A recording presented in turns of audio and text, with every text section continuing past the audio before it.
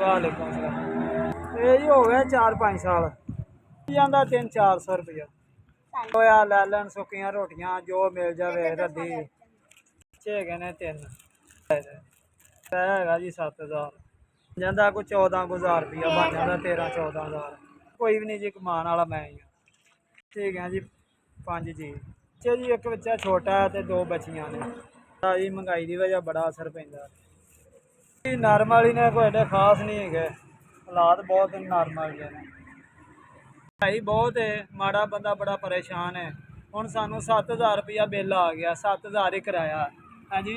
तो महंगाई दे विच की बंदा करे हर चीज़ तो महंगी है घ्यो दालां चीनी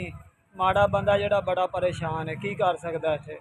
गरीब आदमी इन्ना को परेशान है भी जिहड़ा कोई सोच नहीं सकता है सानू मदद मिली है 4000 रुपया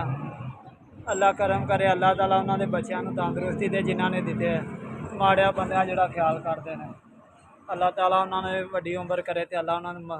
ज़्यादा तौफीक देवे सानू 4000 रुपया मिले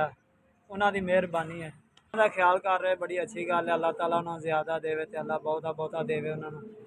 तो अल्लाह उन्होंने भला करे अल्लाह पाक उन्होंने होर ज़्यादा देवे माड़िया का ख्याल करते हैं SB वालियां दा भला होवे उन्होंने बहुत मेहरबानी है SB वालियां ने मदद की उन्होंने बहुत मेहर मैनू बचाई है SB वालियां ने